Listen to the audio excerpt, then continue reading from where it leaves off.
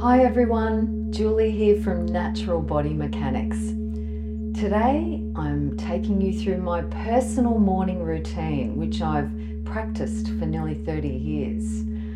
I call my routine my power hour. It gives my day clarity, joy, gratitude, and perspective. I'm a morning person. A 4 a.m. start is usually my norm. I love silence. I usually head outside to feel my way through this magic hour. My cat also enjoys this with me. The sounds of birds, the smell of the ocean and wet earth is my happy place. I don't mind a quick dip in the ocean as well. Believe me, the waters in Tasmania can be cold.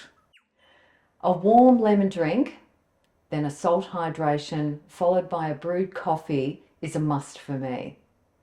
By the time I start work, my head has space and clarity. I almost feel a bit dangerous. There is a meditation I developed 20 years ago. It's quick and effective and takes around 10 minutes. I'll share it with you. I've called it Igniting the Fire Within. Thanks for watching.